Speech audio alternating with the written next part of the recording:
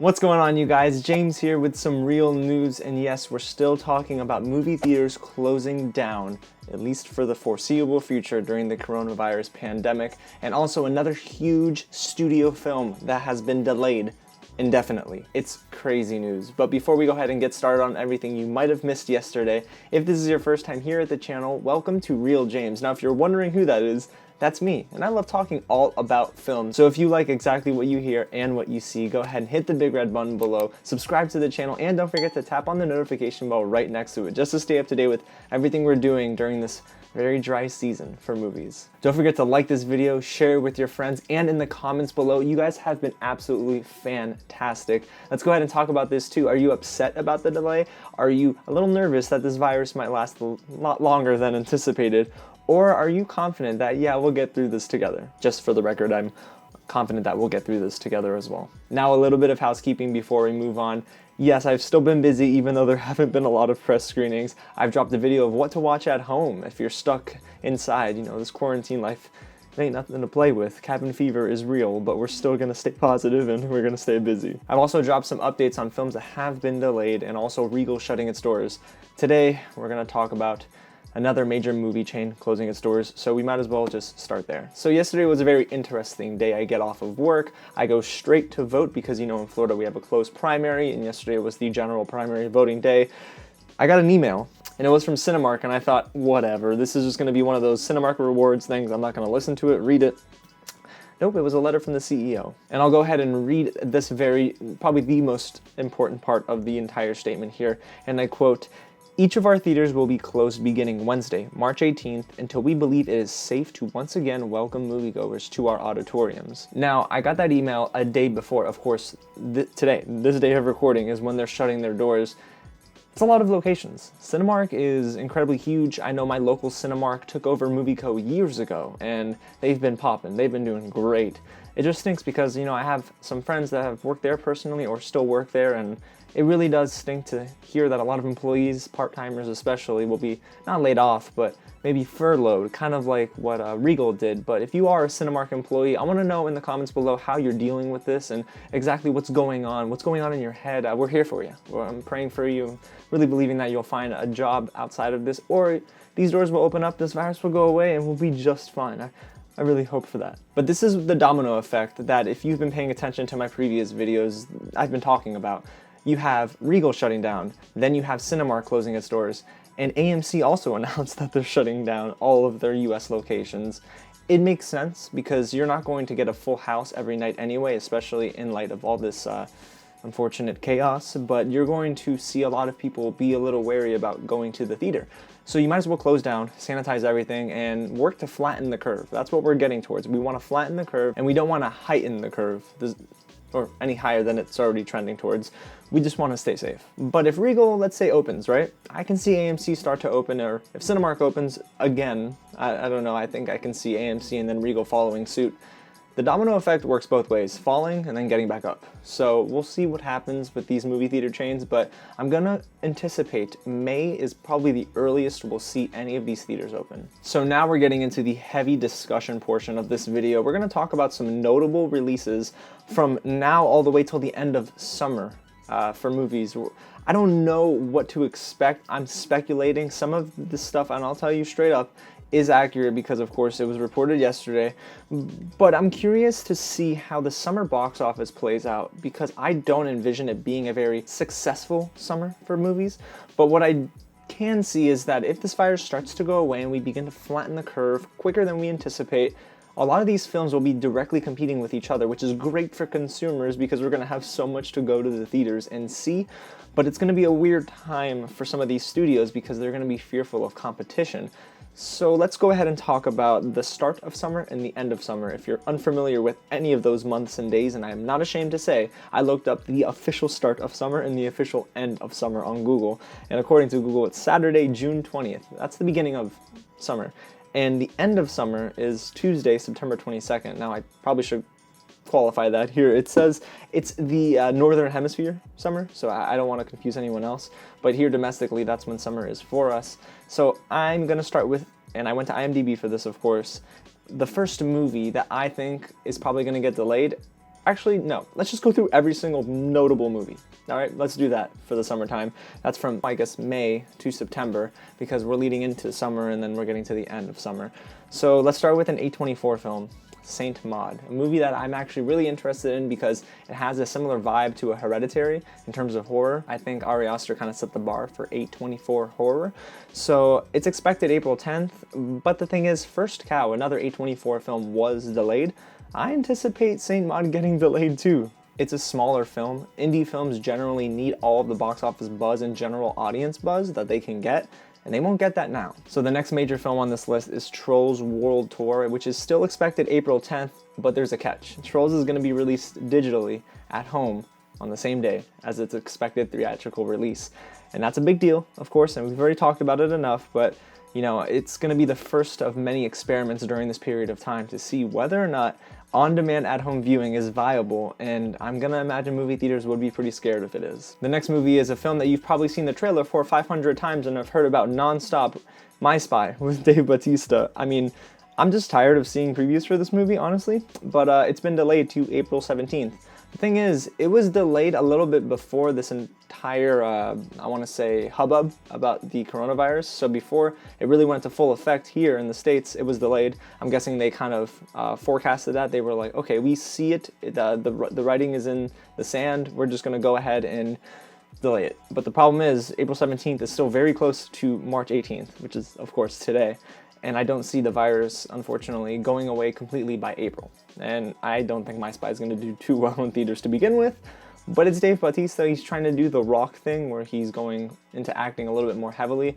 Yes, we love him as Drax in Guardians of the Galaxy, but he hasn't done much outside of that. I talked way too much about My Spy, so let's get to the rest of the films. Antebellum is another horror movie. It's expected April 24th. But here's the thing about horror movies, they're better with a big general audience. See, as press, we get to see it with a little bit of the general audience sometimes, and it makes a difference, I think, in terms of people reacting, and the scenes kind of call for that. I can see this movie getting delayed for sure, because studios are going to want that reaction, they're going to want that experience for their audience. Now, this is arguably the biggest movie on this list.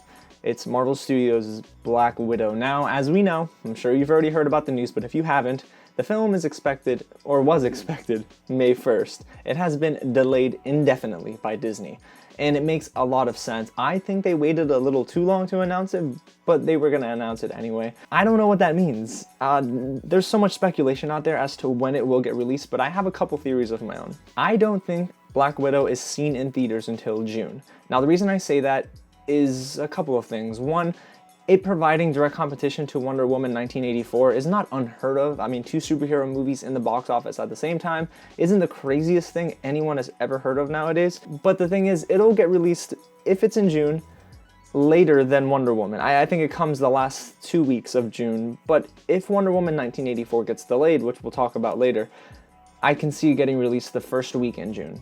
Also, of course, as I've said in the beginning, this is all speculative because if the coronavirus pandemic doesn't get flattened, it doesn't calm down and slow down at all, I mean, we're not going to see any movies for a while. Now, the worst case scenario, and this was like one of those thoughts in my head that I had to put down because I'd probably forget it by now, it'll get released next year, a la Fast 9. But the problem is this. The Eternals is still scheduled to be released later this year. I believe it's in November. I don't remember the exact date.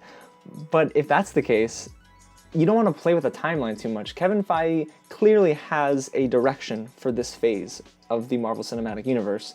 And if Black Widow's meant to come out before Eternals, it's for a good reason. Okay, let's move on. Greyhound, starring Tom Hanks, is expected May 8th. I actually have a couple of YouTube friends, Mike and Leash, and they're pretty great. They've been reacting to the trailers for Tom Hanks' new film, and I love them so much, so if you want, go and support them. But yeah, I can see this film getting delayed, especially in light of Tom and Rita Hanks really successfully recovering from the coronavirus. Thank God. We've been praying for them. I've been praying for them. But yeah, I can see it being an ill-timed release if they still stay on track for early May. I believe they'll push this back. Now here's a very interesting film to talk about, Scoob, which is expected May, what does it say here? May 15th. Now, listen, I can see this taking the route of Trolls World Tour. They're not the same studio, guys. Trolls is Universal and Scoob is Warner Brothers. I can definitely see Warner Brothers saying, we're gonna release it May 15th, but what we're gonna do is also release it digitally on demand at home. The reason I say that this would be a very interesting turn of events is, let's say Universal Pictures releasing everything at home is a success. People are flocking to their streaming providers or whatever digital service they use to rent these films. Let's say they do the same for Scoop, and this sees like crazy numbers at home. This is gonna spell trouble for movie theaters, because by this time, I can see some theater chains maybe opening up, but it won't be enough to salvage a lot of box office numbers for the studios or for the theaters themselves. So if it does well at home, I can start to see, okay, a couple other studios do the same thing. Remember what we've been talking about, guys, that domino effect. And it will come into play here, but of course, purely speculative. Let's move on to Spiral, which is expected also on May 15th. Talk about counter programming. But it's set in the Saw franchise, and I actually have no idea where this film is gonna go, but it's Chris Rock and Samuel L. Jackson. I don't necessarily know if it'll get delayed if the virus starts to eradicate itself or go away. I can see it getting delayed if theaters are still reluctant to opening their doors. Again, it's a horror movie, and it's going to want that big audience. So if it doesn't get that, it'll get delayed. If you're keeping track of how often I'm saying delayed, please let me know in the comments below. Okay, so a second big film on this list is another Warner Brothers movie, Wonder Woman 1984. This is expected June 5th, so very early June. For me, this is the wild card. If this movie stays still, it messes up a lot of the timeline for Disney on when they want to release Black Widow. Like I said, if Wonder Woman 1984 stays a June 5th release, Black Widow could possibly get released in June towards the end, or they might get scared off completely and say, you know what, we're gonna do August. Because, you know, I think the one film in August I can think of off the top of my head is Peter Rabbit 2. And trust me, Black Widow ain't scared of Peter Rabbit. But going back to Wonder Woman 1984, I think it's very interesting because let's say they keep it as a June 5th release and the virus is still not gone. I do believe they'll lose a lot of money. But if it is gone, right? If the curve again is flattened, Wonder Woman 1984 is going to see a lot of money. They're gonna have no competition. However, the logical fan inside of me, I mean, clearly I want to see this movie so badly, but I do believe that the film is going to get delayed. It's early, I know for that bit of news, we're still in March, but Warner Brothers sees Disney's move in delaying Black Widow and Mulan even, and they're gonna think, okay, you know what? This film might not be as big as Black Widow, it might exceed it. That would be pretty cool actually, because I love Gal Gadot and Patty Jenkins, but I just think both studios are gonna be smart about this and delay it so they could capitalize on a bigger box office revenue. Okay, so let's say by June all the way till the end of September, there's literally no sign of this virus going away. I doubt that, honestly. I think that coronavirus is going to go away. I think it might be sooner than we expect. I don't know, I'm trying to stay optimistic, I'm praying for it.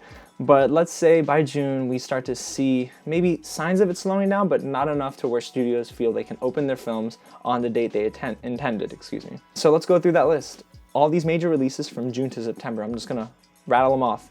In June, we're expecting Soul, Top Gun Maverick, In the Heights, and then after that in July, we're expecting Ghostbusters Afterlife, Tenet, which is a film I'm super excited for, and I won't lie to you, I don't think it'll get the biggest box office revenue, so if they're a little scared, even a little scared, I think they'll push that back. You have Wes Anderson's The French Dispatch, which I'm super excited for. Jungle Cruise, which coincidentally releases on the same day as French Dispatch, and I don't know about that one either, guys. Might be thoughts for another video. And then Morbius at the end of July. That's a jam-packed month, y'all. I can't believe I just read all those titles in the same month. And then after that, in August, like I said earlier, Peter Rabbit 2. And then after that, in September, there are two big movies, and at least in my opinion, The King's Man and Last Night in Soho, which is an Edgar Wright film. Okay, not many people know this, but Edgar Wright has a movie coming out this year. I'm super excited for it. It's one of my most anticipated releases. You can actually find 20 of my most anticipated movies in 2020. The link should be in the description below or popped up on the screen. Either or, you can find it. So yeah, you guys, those are my thoughts on delays and I think eventual delays. It's inevitable. All these movies are going to be pushed back only because theater chains are closing their doors. I mean, AMC, Regal, and Cinemark literally are the three kingsmen of movie theater chains, and them shutting down all their US locations for the foreseeable future? Come on. I mean, when I say foreseeable future, I'm gonna imagine 4 or 5 months.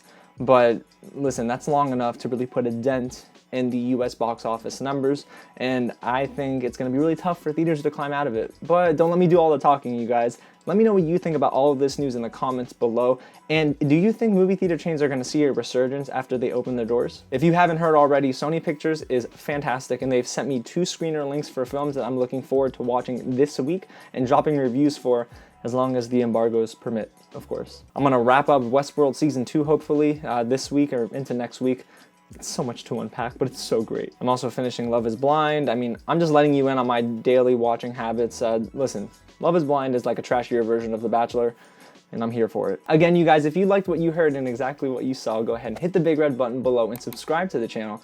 We're so close to 900, and I just love talking about this with you guys because, listen, I'm in my room by myself and there's not much going on. I've literally quarantined myself. That's really what it feels like, even though I could get in my car right now and drive down the block, although I might be a little scared. Regardless, it's just so cool to talk movies and TV with you guys, so please don't be a stranger. Let me know how you're doing, and also stay up to date with Real James on social media. Twitter has been really fun. Even though it's been a little chaotic, there's been a lot of good conversations that I've had with so many different people, so go ahead and pop in and just say what's up. If you haven't already, like this video and share with your friends. Also, don't be afraid to go back into the archives of Real James and find out some of my older reviews. Don't laugh at me. I mean, the production has gotten much better, but there are some gems to find.